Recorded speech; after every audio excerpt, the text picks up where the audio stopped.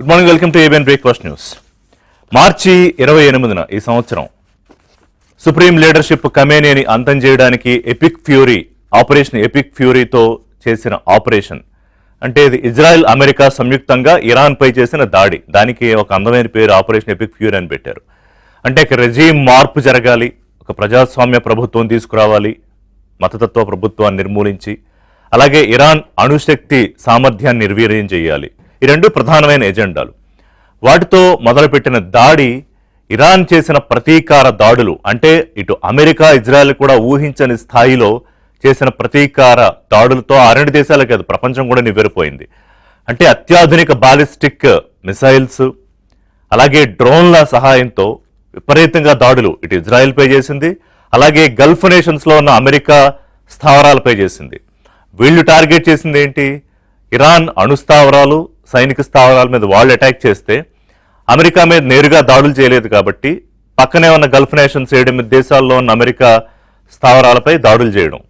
వాళ్ళు గగ్గోలు పెట్టారు, లబోదిబోమని అమెరికాను కాపాడమంటే అమెరికా వల్ల కాలేదు. చాలా రోజుల దాడులు కొనసాగాయి.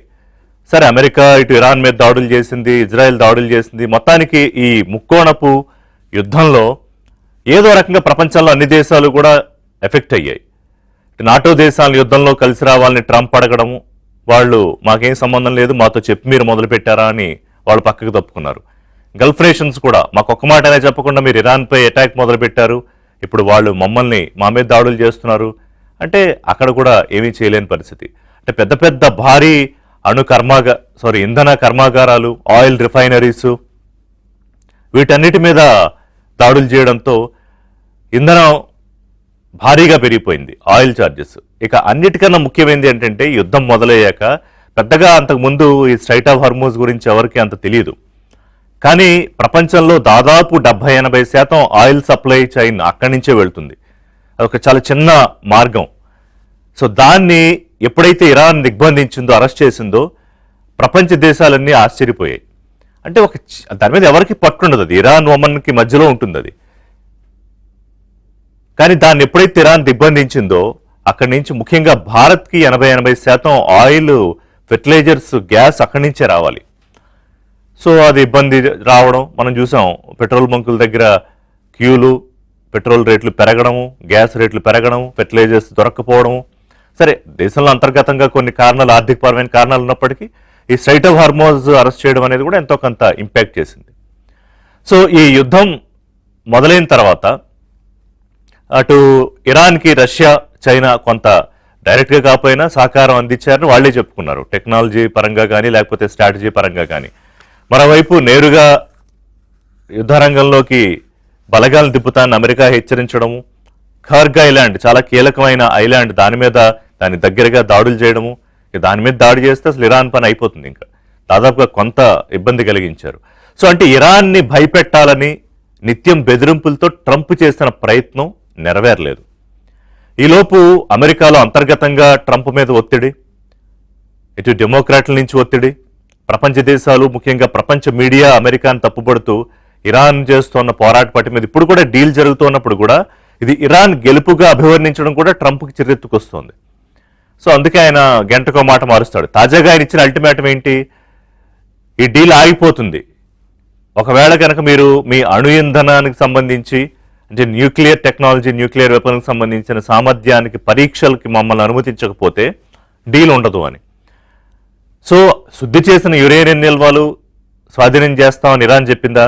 చెప్పలేదు. రెజీమ్ మార్పు జరిగిందా? ఐఆర్జీసీ ఇంకా బలపడిపోయింది. సరే, అక్కడ ఖమేనీ చనిపోవచ్చు, ముస్తఫా ఖమేనీ ఉన్నాడో తెలియకపోవచ్చు, టాప్ లీడర్షిప్ అంతా ఎగిరిపోయింది మొదట చేసిన దాడుల్లోనే. కానీ ఇరాన్ దాడులు కొనసాగించగలిగింది, ఇప్పటికీ వెనక్కి తగ్గని పరిస్థితి. ఇరాన్ మా వెంటబడింది అని ట్రంప్ చెప్తే, లేదు అమెరికానే మా వెంటబడింది ఒప్పందం కోసమని. సో మొత్తం మీద ఫ్రాన్స్లో ఒప్పందాలు, ఆ తర్వాత ఫైనల్గా స్విట్జర్లాండ్లో సంతకాల దాకా వచ్చింది. 60 రోజుల టైం ఉంది ఈ ఫైనల్గా మెటీరియలైజ్ అయ్యి ఒప్పందాలు జరగడానికి. ఈలోపు ఏం జరగకపోతే యుద్ధం ఆగినట్టే, దాదాపుగా ఆగినట్టే. కానీ ట్రంప్ బెదిరించే ధోరణి, ఇరాన్ వెనక్కి తగ్గని ధోరణి, ఈ నమ్మకం లేని ఒప్పందాలు. ఎందుకంటే ఒక ఫోటో దిగడానికి ఒప్పుకోలేదు ఇరాన్ అమెరికాతో ఆ ఒప్పందాల సందర్భంగా. సో ఇందులో మధ్యవర్తిత్వం, సరే రకరకాల కారణాలతో అసిమ్ మునీర్ పాకిస్తాన్ ఫీల్డ్ మార్షల్, చాలా ఫేవరెట్ ట్రంప్కి. సో ఆయన, అలాగే ఖతార్ ముఖ్యంగా పిక్చర్లోకి వచ్చే, కానీ ఇది స్పీడప్ అయింది. సో అక్కడ చాలా కారణాలు ఉన్నాయి. అంటే ఈ పాకిస్తాను, ఖతారు, మిగతా సౌదీ అరేబియా దేశాలన్నీ కూడా ఒక నాటోగా ఏర్పడము, ఇదంతా కొంచెం కాంప్లెక్స్ ఇంటర్నేషనల్ అఫైర్స్ సంబంధించింది. అది పక్కన పెడితే, సో ఇప్పుడు ఈ ఒప్పందం ఉన్నట్ట లేనట్ట, అసలు మొదలైన యుద్ధం దేని గురించి, కానీ ఇప్పుడు జరుగుతున్న చర్చ అంతా స్ట్రైట్ ఆఫ్ హర్మూజ్ గురించి. ఇప్పటికీ కూడా ఆధిపత్యం నీదంటే నాదని అమెరికా ఇరాన్ మధ్య మాటల యుద్ధాలు జరుగుతున్నాయి. దాని మీద టోల్ పెట్టింది, $2 మిలియన్ కట్టాలి ఎవరన్నా అక్కడి నుంచి షిప్ తీసుకెళ్లాలంటే. అంటే 18 కోట్లు కట్టి తీసుకెళ్ళాలి. ఇప్పటికి ప్రస్తుతానికి అది ఆపినా కూడా డీటెయిల్స్ అన్ని నోట్ చేసుకుంటున్నారు, ఏ షిప్పులు వెళ్తున్నాయి అని. సో భారత్కి అయితే ఇబ్బంది లేదు, ప్రస్తుతానికైతే భారత్కి రావాల్సిన నౌకలన్నీ వస్తున్నాయి. సో కానీ ఒకవైపు నెతన్యాహు నాతో చెప్పకుండా ఈ డీల్ చేసుకుంటారా అని ఆయన, ఎందుకంటే ఈ యుద్ధం ఆగడం ఆయనకి ఇష్టం లేదు. ఇరాన్ పూర్తిగా నిర్వీర్యం అయిపోవాలి, వాళ్ళ దగ్గర యురేనియం నిల్వలు ఉండకూడదు, ఎప్పుడూ న్యూక్లియర్ వెపన్ గురించి వాళ్ళు మాట్లాడకూడదు, ఆర్థికంగా ఇబ్బందులు పడాలి, అప్పుడే కదా ఇజ్రాయెల్ వైపు చూడకుండా ఉంటుంది ఇరాన్. ఇవన్నీ జరగకుండా యుద్ధం ఆపేయడం ఏంటనేది నెతన్యాహు గొడవ. ఇప్పుడు ఇరాన్లో ఇప్పుడు నెతన్యాహుకి ట్రంప్కి మధ్య విభేదాలు వచ్చాయి. సో కొన్ని $100 బిలియన్ ఇప్పుడు ఇరాన్కి ఇవ్వాల్సి వస్తుంది అమెరికా. మళ్ళీ ఆయనేమంటాడు, అక్కడ నామోషి అలా ఇస్తున్నట్టు ఒప్పుకోవడానికి లేదు, మీరు తిరిగి మళ్ళీ అమెరికాలో వాటిని కొనడానికి ఖర్చు పెట్టాలి అని. అది వాళ్ళు ఇచ్చిన తర్వాత ఇంక వాళ్ళు ఇష్టం, అది ఫ్రీజ్ చేసి ఒకసారి ఫ్రీజ్ నుంచి బయటకు వచ్చాక ఇరాన్ ఏం ఖర్చు పెట్టుకుంటుంది అనేది అమెరికా అధ్యక్షుడి చేతుల్లోనూ ఇజ్రాయెల్ అధ్యక్షుడి చేతుల్లోనూ ఉండదు. సో ఇప్పుడు ఓవరాల్గా ఈ వార్ తర్వాత పీస్ జరిగే పరిస్థితుల్లో కూడా ఈ బెదిరింపుల ధోరణి, ఒకవైపు దాడులు చేయడము దేనికి సంకేతం? సో యుద్ధం దాదాపుగా ముగిసినట్టేనా, ఇక పీస్ ఉంటుందా? సరే పీస్ ఓవరాల్గా రాగా, ఒకవైపు రష్యా ఉక్రెయిన్ దాడులు మళ్ళీ పెరిగిపోయాయి, Ukraine heart of Russia lands మీద కొడుతోంది. ఇంకోవైపు ఏమో ఆఫ్ఘనిస్తాన్ పాకిస్తాన్ యుద్ధం, మళ్ళీ పాకిస్తాన్ ఈ మధ్య ఓవర్ యాక్షన్, భారత్ మీద మేము సింధు జలాల విషయంలో అవసరమైతే యుద్ధం చేస్తామని ప్రగల్భాలు. ఓవరాల్గా పీస్ దొరికిపోతుందని కాదు, బట్ అట్లీస్ట్ ఇరాన్ పై ఇజ్రాయెల్ అమెరికా యుద్ధానికైతే ఒక ముగింపు దొరికి. స్విట్జర్లాండ్లో పీస్ డీల్ 60 రోజుల ఒప్పందాలకు సంబంధించి 60 రోజుల టైం ఉంది. ఈ లోపు ఏమీ జరగకుండా, ఎవరి మనసులు మారకుండా, ఎవరు ఎవరిని రెచ్చగొట్టుకోకుండా ఉంటే యుద్ధం ఇంకా వచ్చే అవకాశం ఉండదు. అయితే ట్రంప్ యుద్ధాధికారాలకు అమెరికా సెనేట్ బ్రేక్ వేస్తూ ఇరాన్ పై సైనిక చర్యలు ఇక ఉండకూడదని కీలక తీర్మానానికి ఆమోదం తెలిపింది. ఇప్పుడే ఇందాకనే వచ్చిన అప్డేట్. సో మాట్లాడదాం ఓవరాల్గా ఏం జరిగింది ఈ ఎపిసోడ్లో. మార్చి 28 నుంచి మన స్విట్జర్లాండ్లో ఒప్పందాలపై ఒక తుది అవగాహనకు వచ్చే వరకు అనేది. ఇటు మనతో పాటు డాక్టర్ పెంటపాటి పుల్లారావు గారు, పొలిటికల్ అనలిస్ట్, అలాగే విదేశీ వ్యవహారాలకు సంబంధించి విశ్లేషకులు, doctor Sanjay Pulipak garu, analyst, foreign affairs expert, major general Nandiraj Srinivasa Rao garu, retired army అధికారి. నమస్కారం అండి ముగ్గురికి. సో పుల్లారావు గారు, మనం హోప్ఫుల్లీ అంటే ఈ చర్చ బహుశా ఈ యుద్ధానికి సంబంధించి చివరి చర్చ అయితే బాగుంటుందని అనుకుంటున్నా, బట్ ఎవరి చేతిలో ఉంటుంది అది? ట్రంప్ మళ్ళీ ఇప్పుడు తాజాగా నువ్వు అక్కడ మా వాళ్ళు వచ్చిస్తారు, మీరు ఒప్పుకోకపోతే తనిఖీలకి మళ్ళీ డీల్ క్యాన్సిల్ చేస్తామని బెదిరిస్తున్నాడు. సరే సెనేట్ తాజాగా ఒక తీర్మానం. సో ఓవరాల్గా ఈ ఎపిసోడ్లో విశ్లేషించుకుంటే ముఖ్యంగా ఈ ఇంటర్నేషనల్ మీడియా, పుల్లారావు గారు, ఓవరాల్గా చాలా హెడ్లైన్స్ చూస్తే ఇది ఒక ఇరాన్ గెలుపులాగా, అమెరికా ఓటమిలాగా, అలాంటి ఒక పర్సెప్షన్లో ఉండడం అనేది ఎట్లా చూడాలి? సో ఓవరాల్గా ఈ యుద్ధానికి సంబంధించి బ్రీఫ్ ఏం చెప్పగలుగుతారు? ఒకటి, రెండో ప్రపంచ యుద్ధం 1947 అయిపోయాక అమెరికా ఎలాంటి యుద్ధాలు ఎన్నో చేసింది. కొరియాలో చేసింది 52లో, అలాగే వియత్నాంలో 15 సంవత్సరాలు, ఆఫ్ఘనిస్తాన్ లో 20 సంవత్సరాలు, ఇరాక్ లో 10-12 సంవత్సరాలు. ఇవన్నీ గెలిచినట్టుగా ఏం బయట అమెరికా రాలేదు, కానీ లెక్కేం లేదు. మీరు అలా దులుపుకొని పెద్ద పవర్ కాబట్టి వెళ్ళిపోతూ ఉంటారు, సూపర్ పవర్. ఏదో చిన్న దెబ్బల దగ్గర ఆఫ్ఘనిస్తాన్ అమెరికా వదిలేసి వెళ్ళిపోయిందని ఎవరైనా మాట్లాడుతున్నారా? లేదు, అయిపోయింది. అది అమెరికాకు ఒక అడ్వాంటేజ్ ఉన్నది. 700 సైనిక బేసెస్ ఉన్నాయి ప్రపంచం చుట్టూరా. చైనాకి 1, రష్యాకి 2, 3. ఇవన్నీ లెక్క పెట్టరు ఆ సిస్టంలో, మర్చిపోతారు. రేపు ఓడిపోయామనుకోవట్లేదే, గెలిచామనుకుంటున్నారు అమెరికాలో. తర్వాత వచ్చింది ఏంటంటే ఇరాన్తో. నేను డొనాల్డ్ ట్రంప్ని ఒక విషయంలో మెచ్చుకుంటాను, కొంచెం ఇబ్బందులు వచ్చేస్తున్నాయన్నప్పుడు తప్పుకున్నాడు. వియత్నాం వారు, ఆఫ్ఘాన్ వారు అప్పుడు ఉన్న ప్రెసిడెంట్స్ సిగ్గుపడేవారు, మేము తగ్గిపోతే ఏమైపోతుందని. డొనాల్డ్ ట్రంప్ కొద్దిగా ఇక్కడ దిగిపోతున్నాం ఈ ఇసుకలో, మనకు చాలా ఫ్యూచర్ లో దెబ్బ తగులుతుంది ఇక్కడ, మన ఎలక్షన్స్ కి మనకి మన దేశం తగ్గిపోయాడు. తగ్గిపోయాక ఇరాన్ గెలిచేసింది యుద్ధం అంటూ కరెక్ట్ కాదు. ఇరాన్ చాలా దెబ్బతిన్నది సైకలాజికల్ గా. 47 సంవత్సరాలు ఇరాన్ ఎవరు ఇలాగ అటాక్ చేయలేదు. ఈరోజు ఇరాన్ బోర్డర్ గురించి దెబ్బలాడుకున్నారా, తగ్గిపోయింది. ఏదో దెబ్బలాడుకున్నారు, 10 లక్షల మంది వచ్చారు, ఎవరు పట్టించుకోలేదు. సో ఇరాన్ కూడా ఇది పెద్ద షాక్. ఇరాన్కి ఏంటంటే ఏదో రకంగా పీస్ కావాలి. ఇరాన్కి కూడా పీస్ వస్తే వాళ్ళు హ్యాపీ అయిపోతారు. అన్నిటికంటే ముఖ్యం వాళ్ళు గెలిచారు, వీళ్ళు ఓడిపోవటంలో తప్పు లేదు. కానీ ఇరాన్కి వాళ్ళే గెలిచారు, మంచి అగ్రిమెంట్ అని చెప్తే ఆ అగ్రిమెంట్ పాటిస్తారు కదా. అమెరికా ప్లాన్ ను కొన్ని విషయాలు చూద్దామండి. ఫస్ట్ పాకిస్తాన్ కొద్దిగా తప్పించారు కదా. ఎందుకంటే పాకిస్తాన్ ఏమన్నదంటే కాగితం సంతకం పెట్టాయి ఇరాన్తో, ఏదో కాగితం, పీస్ వచ్చేస్తుంది, ఇస్లామాబాద్ చేశాం, మీ రోజులకు రారు, డొనాల్డ్ ట్రంప్ పోతాడు కదా 3 సంవత్సరాల్లో, మీ ఇష్టం తర్వాత. అది ఇరాన్ ఒప్పుకోలేదు. ఒప్పుకోకపోతే ఖతార్ను దింపారు. కొంచెం సీరియస్ గా ఇరాన్ ఏమన్నారంటే కాగితం మీద మనం సంతకం పెడితే మన తర్వాత సంపాదిస్తారని పెట్టుకున్నారు. ఇప్పుడు నెగోషియేషన్ జరుగుతూ ఉన్నాయి, ఇలా జరుగుతాయి. యుద్ధం మళ్ళీ వస్తాదంటే నేను నమ్మను. కానీ నమ్మకం లేదు కదా ఇద్దరికి, 2 వైపుల నుంచి ఒక అపనమ్మకమైన ఒప్పందాలు నిలబడతాయా? నిలబడతాయి కాదు. ఒకసారి ఇలాగా ఒక మాయ జరిగింది. ఏంటంటే ఫస్ట్ టైం అమెరికా ఇరాన్ 45 సంవత్సరాల్లో మాట్లాడుకోవటం ఈ ప్రభుత్వం ఫస్ట్ టైం, మొదటిసారి ఫేస్ టు ఫేస్ ఇంత పెద్ద అధికారం. అప్పుడు అన్ని యూరోపియన్ దేశాలు, అమెరికా 2015లో ఎప్పుడో ఒబామా టైంలో ఏదో సంతకాలు పెట్టారు. ఇది ఇంత డైరెక్ట్ గా వైస్ ప్రెసిడెంట్ కలవటం, రోజు పాటు రోజు మాట్లాడుకోవటం, వెనకాల ఇవన్నీ జరగటం, ఇది ఫస్ట్ టైం.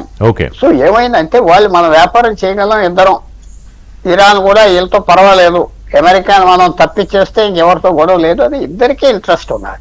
ఏదో ఇది అయిపోయిన యుద్ధం అనుకోను, ఆ యుద్ధం వస్తుంది అనుకోను, ఇది సెటిల్ అవుతుంది. కానీ ఫ్యూచర్ కి మంచిదా, పర్మనెంట్ పీసా, అది మాట్లాడదాం. సో శ్రీనివాసరావు గారు, ఇప్పుడు యుద్ధంలో ఒకవైపు ఏదో ఒక టైంలో ఆగాలి. సరే, అలా అనుకుంటే మరి రష్యా ఉక్రెయిన్ 4 ఏళ్ళు అవుతోంది, 2022లో మొదలై ఇప్పటికీ నిన్న ఇవాళ కూడా దాడులు చేసుకుంటూ ఉన్నారు, అదొక అంశం.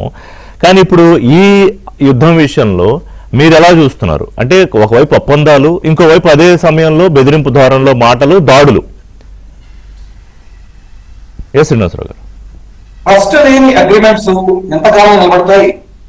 ఇంటర్నేషనల్ రిలేషన్ లో ట్రస్ట్ కంటే నేషనల్ ఇంట్రెస్ట్ ముఖ్యమైంది. యుఎస్ఏ, ఇరాన్, ఇజ్రాయెల్ మధ్య ప్రస్తుతం కనిపిస్తున్నది పర్మనెంట్ పీస్ కాదు, టాక్టికల్ పాస్. అదొక్కటే. వార్ ఫెటిక్ కారణంగా అన్ని పక్షాలు ప్రస్తుతం డిఎస్కలేషన్ ని కోరుకుంటున్నాయి. సీజ్ ఫైర్ అంటే కాన్ఫ్లిక్ట్ ముగిసిందని కాదు, అది ఒక ఆపరేషనల్ బ్రేక్ మాత్రమే. వెరిఫికేషన్ మెకానిజం లేకుండా ఏ పీస్ డీల్ కూడా దీర్ఘకాలం నిలబడదు. ఇరాన్ న్యూక్లియర్ ప్రోగ్రామ్ సమస్య పరిష్కారం కాకపోతే క్రైసిస్ మళ్ళీ మొదలవుతుంది. హిస్టరీలో చూస్తే మనం మిడిల్ ఈస్ట్ లో చాలా పీస్ అగ్రిమెంట్స్ తాత్కాలికంగానే నిలిచాయి. ట్రస్ట్ కంటే డిటరెన్స్ అనేక సందర్భాల్లో పీస్ ను కాపాడింది. ప్రస్తుతం జరుగుతున్నది పీస్ ప్రాసెస్ కాదు, కాన్ఫ్లిక్ట్ మేనేజ్మెంట్. అందువల్ల దీనిని స్ట్రాటజిక్ చూడాలి. అంటే కాన్ఫ్లిక్ట్ మేనేజ్మెంట్ అంటే తాత్కాలికం, మీరు చెప్పిన దాని ప్రకారం డిప్లొమసీ జరుగుతూ ఉంది. ఖతార్, పాకిస్తాన్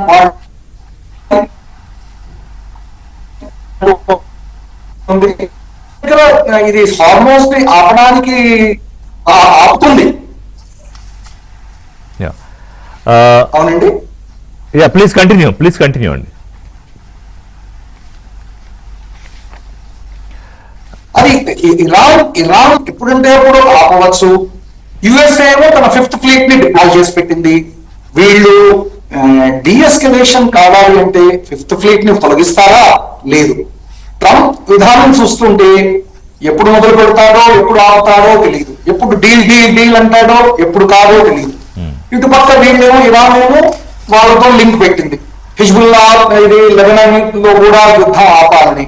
దానికి వీళ్ళు ఒప్పుకోవడం లేదు. ఇజ్రాయెల్ వీళ్ళు పీస్ అనగానే అక్కడ ఇజ్రాయెల్ మీద దాడులు జరుగుతాయి. ఇజ్రాయెల్ ఎయిర్ ఫోర్స్ వెళ్ళి లెబనాన్, సౌత్ లెబనాన్ లో ఇది స్థావరాల్ని ధ్వంసం చేస్తుంది.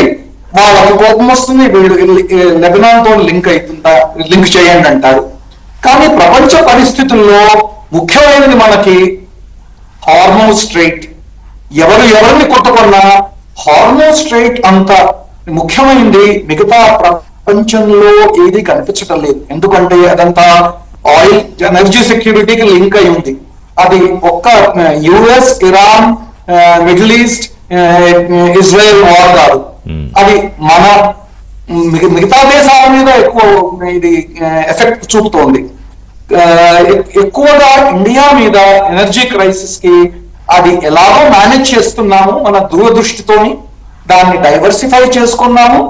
అందువలన మనకి డైరెక్ట్ మిగతా దేశాలకు పట్టినట్టుగా మనకి అంత ఎఫెక్ట్ చూడలేదు.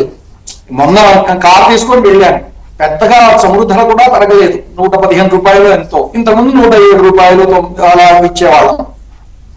కాబట్టి భారత ప్రభుత్వం ఈ క్రైసిస్ ని ఎలాగోలా మేనేజ్ చేస్తూ వచ్చింది.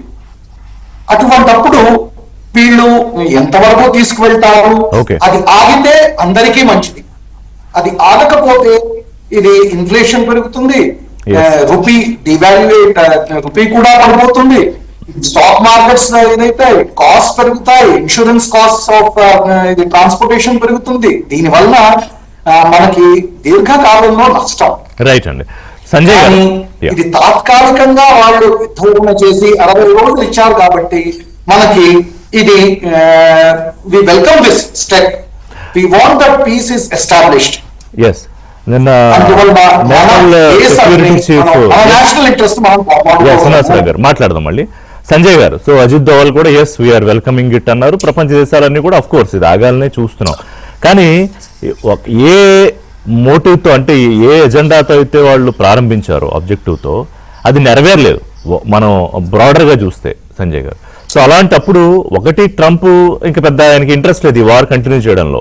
ఇరాన్ కూడా పుల్లారావు గారు చెప్పినట్టు ఎస్ ఆగాలని అనుకుంటోంది. బట్ వేరే Netanyahu who is unhappy.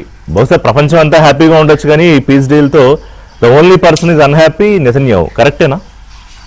So ఏంటి ఇది ముందుకు వెళ్తుందా? థ్యాంక్స్ అండి. ముందుగా ప్రోగ్రామ్ కి ఇన్వైట్ చేసినందుకు మీకు, తర్వాత తోటి ప్యానలిస్ట్ అయినటువంటి జనరల్ నందిరాజు గారికి, డాక్టర్ పుల్లారావు గారికి, తర్వాత ఆంధ్ర ఏబిఎన్ ప్రేక్షకులందరికీ నమస్కారం అండి.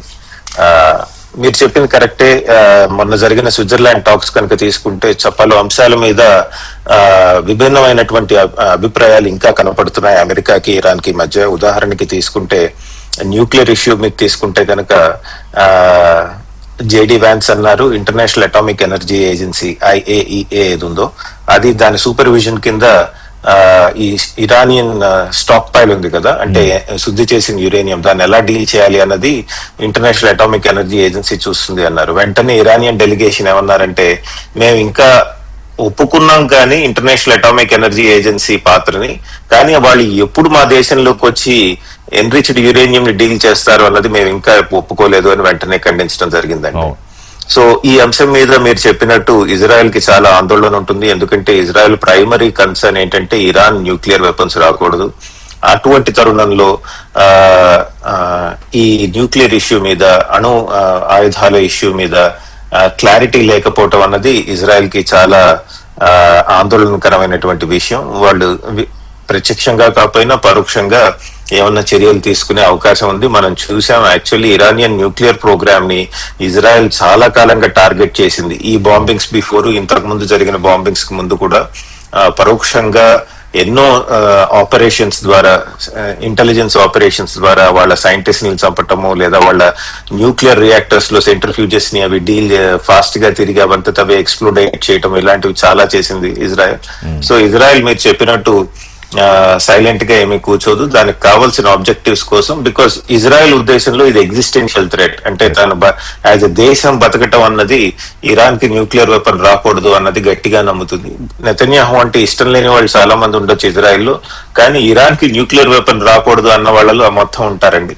సో కాబట్టి ఇజ్రాయెల్ గట్టిగా పాత్ర పోషిస్తుంది. స్ట్రైట్స్ ఆఫ్ హర్మూజ్ విషయం కూడా ఇంట్రెస్టింగ్ గా డెవలప్ అవుతోంది.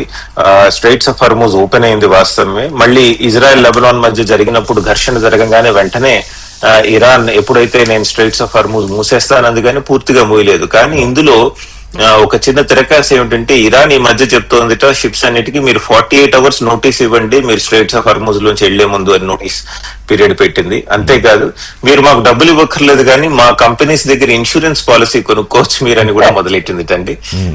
సో ఈ 60 రోజులు గడిచిన తర్వాత ఇరాన్ ఈ ఫార్మలైజ్ చేస్తుందా అంటే నేను టోల్ తీసుకోవట్లేదు ఫీ తీసుకోవట్లేదు మిమ్మల్ని ఇన్సూరెన్స్ తీసుకోమంటున్నా నా దగ్గర అని చెప్పొచ్చు కంటిన్యూస్ గా.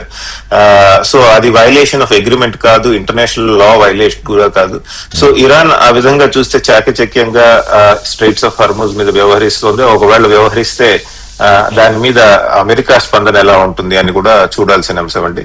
శాంక్షన్స్ రిలీఫ్ ఇంకో ముఖ్యమైనదండి. 60 రోజుల పాటు ఇరాన్ ఆయిల్ అమ్ముకోవచ్చు, ప్రొడ్యూస్ చేయొచ్చు ఇంటర్నేషనల్ మార్కెట్ లో. ఇంతకు ముందు అట్లా అమ్మిన డబ్బుని ఎస్క్రో అకౌంట్ లో వేసి వేరే ఇంటర్నేషనల్ బ్యాంక్స్ లో పార్క్ చేసేవాళ్ళు ఇప్పుడు డైరెక్ట్ గా ఇరాన్ కి ఇచ్చేయచ్చు అని యుఎస్ శాంక్షన్స్ రిలీఫ్ ఇచ్చిందట. ఇచ్చేస్తే కనుక అది చాలా డబ్బులు ఇరాన్ కి వెళ్తాయి. అఫ్ కోర్స్ జరిగిన నష్టాన్ని పూడ్చలేరు వాళ్ళు వెంటనే, 60 రోజుల్లో జరిగే పని కాదు, కానీ సబ్స్టాన్షియల్ అమౌంట్. ఒకసారి ఇంత డైరెక్ట్ ఫైనాన్షియల్ ట్రాన్స్ఫర్స్ అలౌ చేసిన తర్వాత 60 రోజుల తర్వాత మళ్ళీ పూర్తి శాంక్షన్స్ పెట్టగలదా లేదా యునైటెడ్ స్టేట్స్, అదొక ఆపరేషనల్ డీటెయిల్ చూడాల్సిందండి. 60 రోజుల్లో వాళ్ళు ఆల్టర్నేటివ్ ఫైనాన్షియల్ అరేంజ్మెంట్స్ చేసుకునే అవకాశం కూడా వాళ్ళకు ఉంటుంది. దీనికి రిలేటెడ్ ఇంకో ముఖ్యమైన అంశం ఏంటంటే ఫ్రోజన్ అసెట్స్. అంటే ఇరానియన్ డబ్బులు ఏవైతే వివిధ ప్రపంచంలో ఉన్నటువంటి బ్యాంక్స్ లో ఉంది కదా, ముఖ్యంగా కటార్, అక్కడ అవి స్లోగా రిలీజ్ చేయటం మొదలెట్టారటండి. కటార్ వాళ్ళు ఫర్ ఇన్స్టెన్స్ $6 బిలియన్ రిలీజ్ చేశారట. కానీ ఈ డబ్బులు ఏవైతే ఉన్నాయో మా పర్యవేక్షణలో మీరు ఫుడ్, మెడిసిన్స్ ఇట్లాంటి మౌలికమైన అంశాల మీద ఖర్చు పెట్టాలి అని వాళ్ళు కండిషన్స్ పెట్టారటండి. అయితే ఇక్కడ ఇంట్రెస్టింగ్ ఏంటంటే ఈ ఫ్రోజన్ అసెట్స్ ఏమో హ్యుమానిటేరియన్ కన్సర్న్స్, అంటే ఫుడ్ కానీ మెడిసిన్స్ కానీ వీటికి వాడుకోవచ్చు. ఇరాన్ ఆయిల్ అమ్ముతోంది కదా, దాని డబ్బులన్నీ కూడా అది తనకు కావాల్సినట్టు తాను ఖర్చు పెట్టుకోవచ్చు మిలిటరీ ఎక్స్పెన్సెస్ కి వాటికి. సో దీని మీద కూడా చాలా చర్చ నడుస్తుంది. ఇందాక వక్తలు చెప్పినట్టు లెబనాన్, మీరు కూడా చెప్పినట్టు లెబనాన్ ఒక ముఖ్యమైన అంశంగా మారుతోంది. ఇజ్రాయెల్ ఏమంటుందంటే లెబనాన్ ఈ ట్రీటీని, హెజ్బుల్లా ఈ ట్రీటీని అదునుగా తీసుకుని మా మీద కంటిన్యూస్ గా ప్రవోక్ చేస్తోంది, మమ్మల్ని కవ్వింపు చర్యలకు పాల్పడుతోంది అంటోందండి ఇజ్రాయెల్. హిజ్బుల్లా వాళ్ళు ఏమంటున్నారంటే ఇజ్రాయెల్ వాళ్ళు సైలెంట్ గా మా మీద అటాక్స్ జరుపుతున్నారు అని. ఇదొక చాలా కీలకమైన అంశం అవుతుంది. మీరు చెప్పినట్టు ఈ పీస్ డీల్ లో చాలా 2 ముఖ్యమైన అంశాలు ఇజ్రాయెల్ కి సంబంధించినంత వరకు. ఒకటి న్యూక్లియర్ అంశం అండి, 2 హిజ్బుల్లా ప్రవర్తన శైలి లేదా ఇజ్రాయెల్ హిజ్బుల్లా రిలేషన్స్ ఎలా ఉంటాయి, సంబంధాలు ఎలా ఉంటాయి, కంటిన్యూస్ వార్ నడుస్తుందా లేదా ఒక తాత్కాలికమైన సీజ్ ఫైర్ వస్తుందా చూడాల్సిన అంశం అండి. ఓకే అండి, ఒక చిన్న బ్రేక్ తీసుకుందాం. బ్రేక్ తర్వాత కంటిన్యూ చేద్దాం. అంటే ఇప్పుడు గల్ఫ్ దేశాలు అవి కూడా కొన్ని దెబ్బతిన్నాయి. అక్కడ ఇంధన కర్మాగారాలు, పెద్ద పెద్ద రిఫైనరీస్ దెబ్బతిన్నాయి. అక్కడ భారతీయులు ఉన్నారు.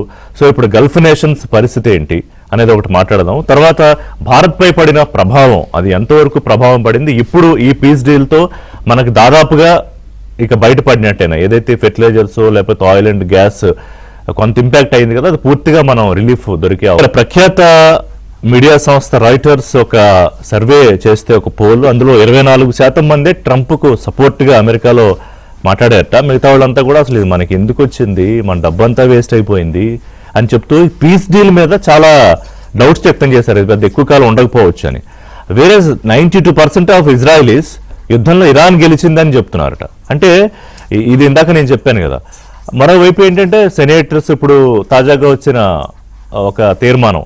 ఇప్పుడు నా క్వశ్చన్ ఏంటంటే, ఒకవైపు ఈ ఆంక్షలు, అపనమ్మకం, ఇందాక ఒప్పందాల విషయంలో ఆధిపత్యం, స్ట్రైట్ ఆఫ్ హార్మూజ్ మీద ప్రజాభిప్రాయం, ఇవన్నీ చూసుకుని కలగలుపుకుంటే ఎలా ఉండొచ్చు పరిస్థితి? అంటే రానున్న 60 రోజులు క్రూషియల్. డెఫినెట్గా యుద్ధం ఉంటుందా లేకపోతే ఆగుతుందా, కొనసాగుతుందా అనే దానికి 60 రోజుల తర్వాత ఎక్స్టెండ్ చేయొచ్చు. ఇదేం డెడ్ లైన్ లేదు, అది కూడా ఉన్నది అగ్రిమెంట్ లో. ఎంతవరకు వెళ్తాది చూద్దామని నేను ముందర నుంచి అనుకుంటున్నా. ఇది ముందరికి వెళ్తాది. ఇలాంటి ప్రాబ్లమ్స్ ఉంటాయి, ఇజ్రాయెల్ కూడా ప్రాబ్లమ్స్ ఉన్నాయి, చేస్తాయి, ఇవన్నీ ఉన్నాయి.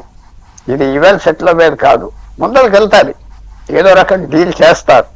అది అమెరికాకి ప్రస్తుతం ఇంట్రెస్ట్ ఉన్నది, ఇరాన్కి ఇంకా ఎక్కువ ఇంట్రెస్ట్ ఉన్నది, ఇంకా ఎక్కువ ఇంట్రెస్ట్. వాళ్ళ ఎలా గెలిచారు ఇజ్రాయెల్ అంటుంది ఏంటంటే అక్కడ గవర్నమెంట్ మారిపోలేదు కదా, అది మెయిన్ థింగ్. ఇజ్రాయెల్ అమెరికా అనుకున్నారు వాళ్ళని చంపేస్తే గవర్నమెంట్ వెళ్ళిపోతుందో వెళ్ళలేదు. అదే అక్కడే ఫెయిలియర్. ఆర్మీ ఫెయిల్ అవ్వారా లేదా మళ్ళీ యుద్ధాలు చేస్తారా? ఇరాన్ చాలా తెలివితేటలుగా డీల్ చేస్తుంది, డిప్లొమసీలో అన్ని కరెక్టే. అవును, అది అన్ని తర్వాత వస్తాయి. ఇమీడియట్ గా మనం చూసేది ఏంటంటే కంటిన్యూ అవుతాయి. ఒకసారి ఇలా సీరియస్ నెగోసియేషన్ స్టార్ట్ అవ్వాక ఇంకా అది అలా కుంటుకుంటా వెళ్తాయి. ఒక్కోసారి స్పీడ్ గా వెళ్తాయి. మళ్ళీ ఇద్దరు యుద్ధానికి వెళ్ళటానికి ఇద్దరికి రిలక్టెన్స్ వచ్చేస్తాయి. ఇవాళ చైనాతో బిగ్గెస్ట్ వ్యాపార పార్ట్నర్ ఎవరు? మన పార్ట్నర్ చైనా, భారతదేశం. మనకి వాళ్ళకి తీవ్రమైన విరోధం ఉన్నది. అన్ని విధాలుగా చైనా విరోధం చేస్తుంది. ఈవేళ నిన్న మొన్న రోజు చేస్తుంది. కానీ మనం ఆ సంబంధం మానలేదు కదా, అంత న్యాచురల్ గా వెళ్ళిపోతుంది కదా. అలా చేయొచ్చు ఇరాన్తో ఎంగేజ్ చేసి. అమెరికా యూరోప్ ఐడియా ఏంటంటే వాళ్ళు కూడా వ్యాపారంలో లాక్కుని. బట్ ఇక్కడ అమెరికాకి ఇరాన్ కి మధ్యలో ఇజ్రాయెల్ లో ఉంది కదా, నెతన్యాహు ఉన్నాడు కదా. ఇజ్రాయెల్ తాజాగా వారం 10 రోజుల నుంచి వాళ్ళిద్దరికి పడట్లేదు కదా.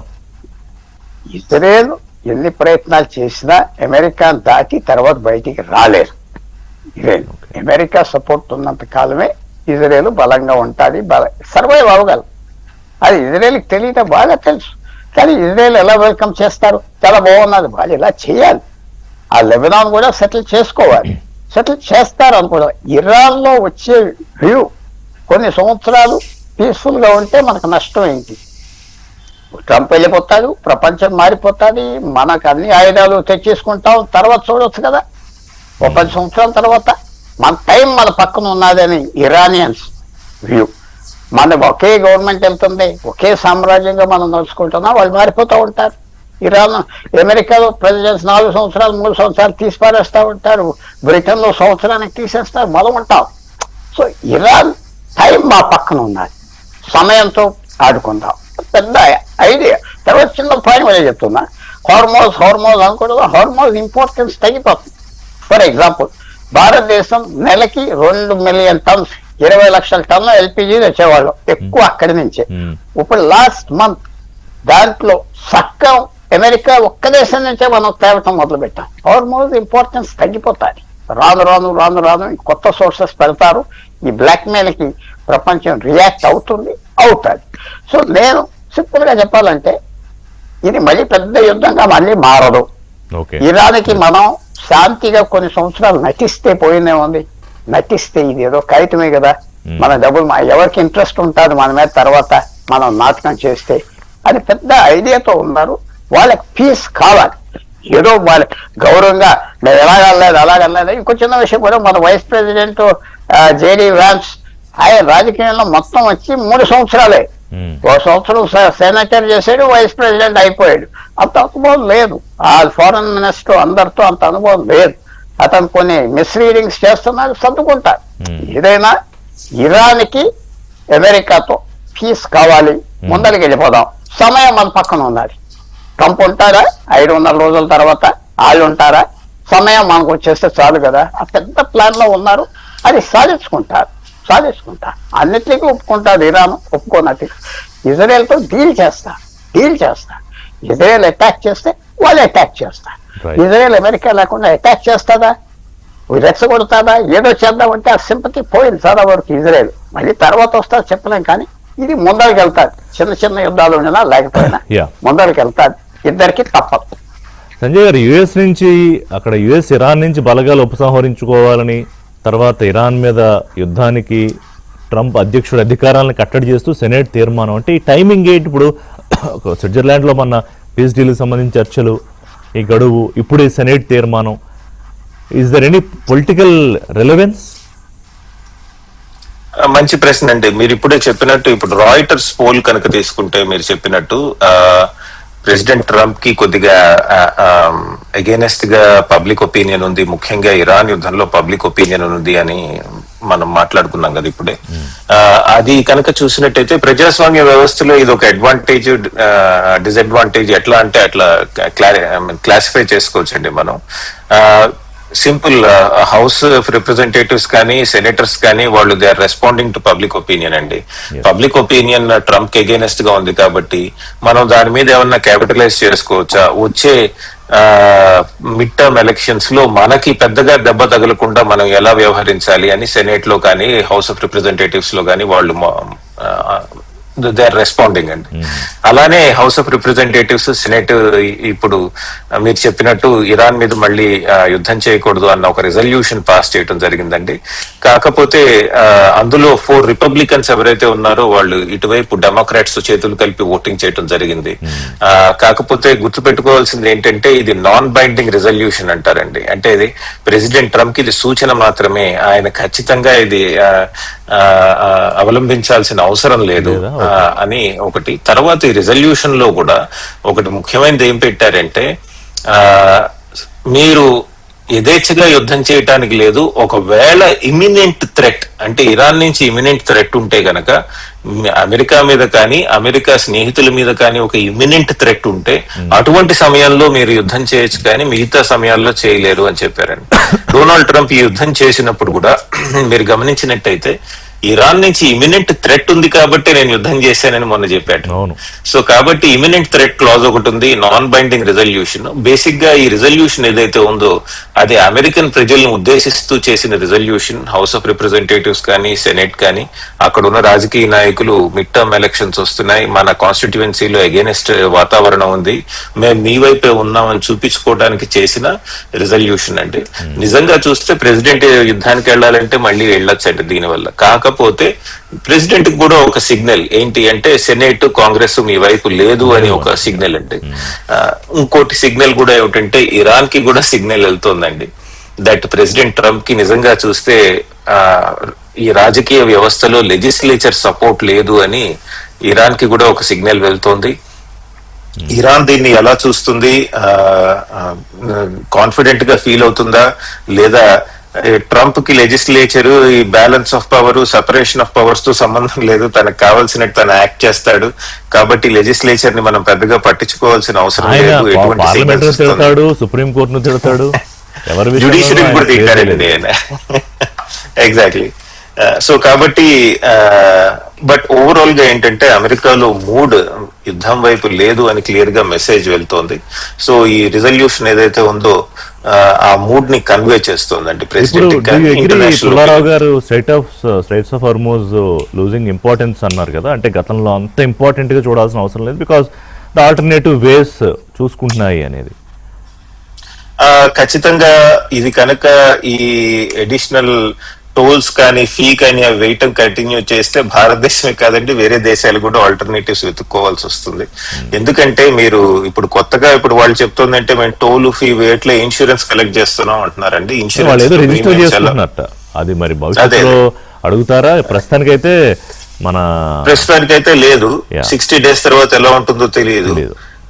ఒకవేళ స్ట్రైట్స్ ఆఫ్ హార్మోజ్ నుంచి ఆయిల్ కానీ గ్యాస్ కానీ తేవటం ఈ రోజు చాలా దేశాలు ముఖ్యంగా భారత్ ఈస్ట్ వైపు ఉన్న దేశాలు ఏవైతే ఉన్నాయో Asian economies Strides of Hormuz నుంచి ఎందుకు తెచ్చుకుంటున్నాయి ఆయిల్? ఎందుకంటే దాని నుంచి తెచ్చుకుంటే దాని ఖరీదు తక్కువ కాబట్టి తెచ్చుకుంటున్నామండి. ఈ ఎల్ఎన్జీ కానీ ఎల్పిజి కానీ దగ్గరగా ఉంది దాని. కానీ మీరు దాని మీద ఇప్పుడు ఇన్సూరెన్స్లు అవి వేసి వివిధ రకాలైనటువంటి మార్గాల ద్వారా మీరు డబ్బులు కలెక్ట్ చేద్దాం అనుకుంటే వేరే మార్గాల నుంచి తెచ్చుకుంటారు. ఆల్రెడీ యునైటెడ్ స్టేట్స్ నుంచి తెచ్చుకుంటున్నాం పుల్లారావు గారు చెప్పినట్టు, రేపు పొద్దున్న ఆఫ్రికా నుంచి వెతుక్కుంటాం, లాటిన్ అమెరికా నుంచి వెతుక్కుంటాం. ఎందుకంటే Iranians middle eastern country Gulf countries ఆలోచించాల్సింది ఏంటంటే ఈ ప్రక్రియ ద్వారా ఇరాన్ తనేదో సుంకాలు అదే టోల్ వేసి డబ్బులు ఎక్స్ట్రా కలెక్ట్ చేసుకుంటున్నాను అనుకుంటోంది. తాత్కాలికమే అది. ఎందుకంటే ప్రైస్ వేరే దేశాల నుంచి తెచ్చుకోవటం కూడా గల్ఫ్ స్ట్రైట్స్ ఆఫ్ హార్మోజ్ నుంచి తెచ్చుకోవటం ఒకటే ప్రైస్ అయితే అమెరికన్స్ బాగుపడతారు, మిగతా వాళ్ళు కూడా బాగుపడతారండి. సో ఈ స్ట్రైట్స్ ఆఫ్ హార్మోజ్ మీద డబ్బులు కలెక్ట్ చేయడం అన్నది ఇరాన్ గెలుపుగా చూస్తోంది. వాస్తవమే కొన్నాళ్ల పాటు కొన్ని సంవత్సరాల పాటుగా రావచ్చు, అది 1-2-3 years. కానీ కాస్ట్ పెరిగితే కనుక బాగుపడేది అమెరికన్స్, వెస్ట్రన్ కంట్రీస్ లేదా లాటిన్ అమెరికన్ కంట్రీస్ ఎక్కడైతే ఇంధన వనరులు ఉన్నాయో వాళ్ళు బాగుపడతారండి. ఈ దీర్ఘకాలిక ఆలోచన చూపిస్తే గల్ఫ్ కంట్రీస్, ముఖ్యంగా ఇరాన్ చూపించడం అవసరం అండి, వాళ్ళ మంచి కోసమే. ఎందుకంటే ఏషియన్ ఎకానమీస్ ఏవైతే ఎదుగుతున్నాయో అవి స్ట్రైట్స్ ఆఫ్ హర్మూజ్ ఇంత వల్నరబుల్ గా ఉంది, ఇంత అన్ప్రిడిక్టబుల్ గా ఉందంటే ఖచ్చితంగా ఆల్టర్నేటివ్ అరేంజ్మెంట్స్ చేస్తారు. అంతేకాదు వేరే ఆల్టర్నేటివ్ ఎనర్జీస్ కి కూడా వెళ్తారండి. ఇప్పుడు భారతదేశంలోనే చర్చ నడుస్తుంది కదా, ఇథనాల్ కి వెళ్ళాలా, ఎట్లా వెళ్ళాలి, ఎంత వెళ్ళాలి అని. ఒక మేజర్ ఎకానమీ చేస్తుంది. చైనా ఆల్రెడీ స్టెప్స్ తీసేసుకుంది. ఈ వల్నరబిలిటీ, ఇటువంటి అనిశ్చితత నుంచి బయటపడాలి అని మొత్తం ఎకానమీని ఎలక్ట్రిఫై చేసే విధంగా, ట్రాన్స్పోర్టేషన్ ఎలక్ట్రిఫై చేసే విధంగా చర్యలు తీసుకుంటోంది. సో మున్ముందు రోజుల్లో స్ట్రైట్స్ ఆఫ్ హర్మూజ్ యొక్క పాత్ర అంటే ఇమీడియట్ గా తగ్గకపోవచ్చు, 4-5 years తర్వాత ఖచ్చితంగా తగ్గుతుంది. నిన్న టయోటా హెడ్ పేరు గుర్తులేదు, ఆయన చైర్మన్, నాకు నిద్ర రావట్లేదు ఎందుకంటే ప్రపంచం అంతా ఈవీ వైపు చూస్తుంటే మేమేం చేయాలి అని అన్నాడు ఆయన. టయోటా అలాంటి పెద్ద కంపెనీ. సో ఒక రకంగా అంటే ఇలాంటి నిర్బంధ వ్యవస్థలు లేకపోతే ఆధిపత్యానికి కొంత అడ్డుపడుతుంది. బట్ దాంట్లో ఉండే కాంప్లెక్సిటీస్ కూడా ఉంటాయి అనుకోండి. నేను ఒక బ్రేక్ తీసుకుంటా, బ్రేక్ తర్వాత నందిరాజ్ గారితో మాట్లాడదాం. అంటే ఈ యుద్ధం నేర్పిన పాఠం, అది నేర్చుకుంటారు లేకపోతే లేదనుకోండి. ఇప్పుడు ట్రంప్ ఆయన ఏది ఆయనకి ఎవరు ఏం చెప్పేది ఏంటనే అనుకుంటాడు. కానీ అగ్రదేశాలు అనే వాటి మీద ఇరాన్ లాంటి ఒక చిన్న దేశం, లేకపోతే రష్యా లాంటి ఒక పెద్ద దేశం మీద ఉక్రెయిన్ లాంటి ఒక చిన్న దేశం ఇన్నాళ్ల పాటు ఈ వార్ఫేర్ని, అసిమెట్రిక్ వార్ఫేర్ని ఎలా కొనసాగించగలుగుతున్నారు? ఈ పీస్ డీల్కి సంబంధించి ఉన్న ఈ రెండు దేశాల మధ్య ఉన్న చిన్న వివాదం ఏంటంటే, ఒకటి అణు కార్యక్రమం మీద ఈ తనిఖీలకు సంబంధించి ఇరాన్ మేము ఒప్పుకోవట్లేదని చెప్పడము, ఈ స్ట్రైట్స్ ఆఫ్ హార్మూజ్ మీద ఇంకా మాదా ఆధిపత్యం అనేది ఇప్పటికైతే వెళుతున్నాయి. నేను ట్రంప్ పెట్టినట్టు దాదాపు కోట్ల బ్యారెల్ 1.9 crores బ్యారెల్స్ ఇప్పటికి బయటికి సప్లై అవుతోంది. కానీ ఇక్కడ నా పాయింట్ ఏంటంటే, ఈ మధ్యలో ఒకవేళ వాళ్ళు ఇరాన్ కనుక మేము ఒప్పుకోమని మొండికేసినా, లేదా ట్రంప్ ఇంకా ఈ బెదిరింపు ధోరణితోనే ముందుకెళ్ళినా ఏమవుతుంది piece deal? Point number 1. Point number 2, Iran అంటే ప్రపంచంలోనే అమెరికా అండ్ ఇజ్రాయెల్ వాళ్ళకున్న మిలిటరీ శక్తి కానివ్వండి, లేకపోతే ఇంటెలిజెన్స్ పవర్ కానివ్వండి, టాప్ ఉన్న దేశాలు. బట్ ఈ రెండింటిని ఇరాన్ ఎలా నిలువరించగలిగింది ఇన్నాళ్ల పాటు ఎంత కాన్ఫిడెంట్గా?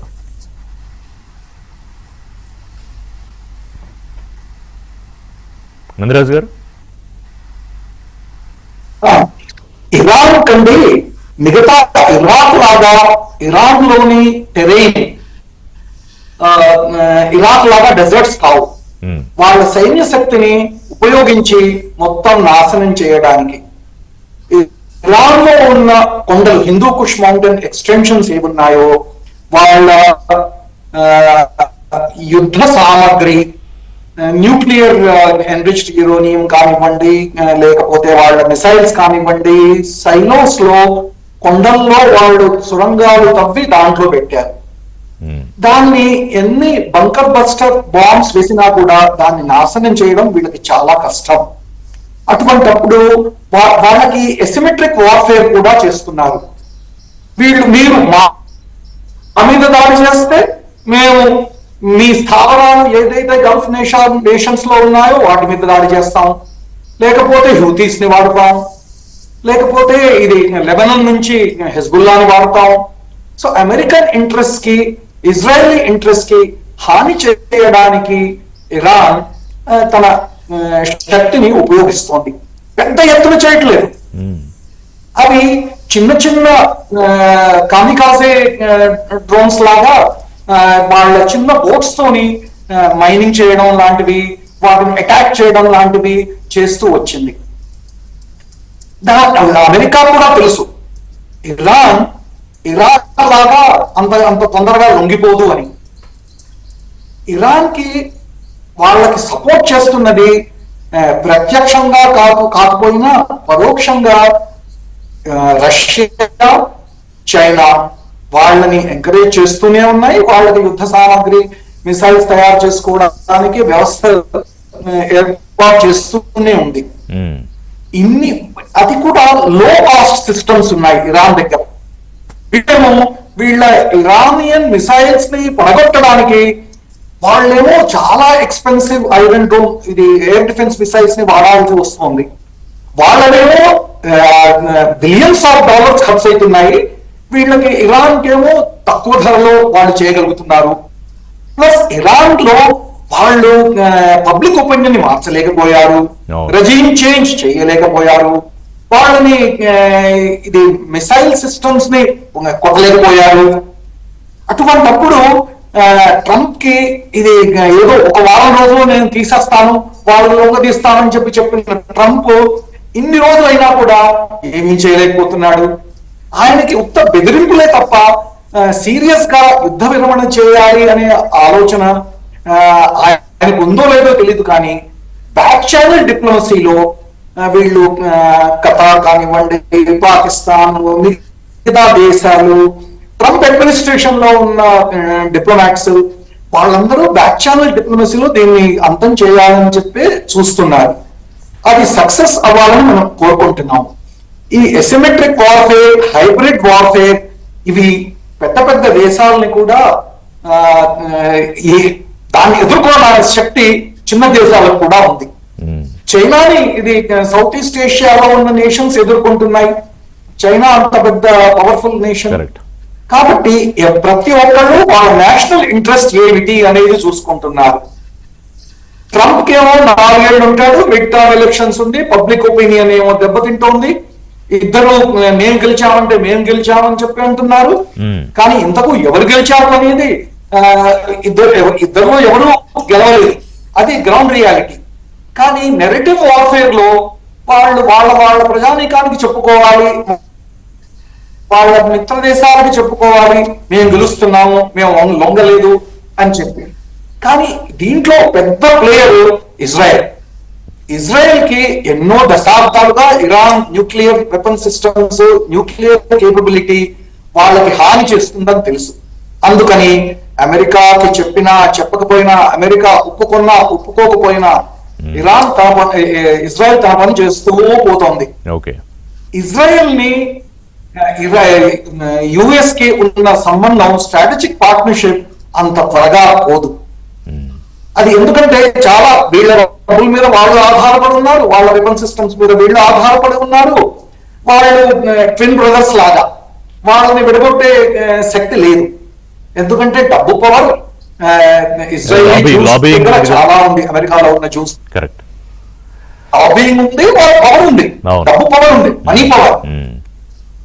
కాబట్టి అమెరికాలో ఏ ప్రెసిడెంట్ అయినా ఎన్నిక కావాలి అంటే ఇజ్రాయెల్ జ్యూస్ పరోక్షంగా వాళ్ళకి సహాయం చేయాలి.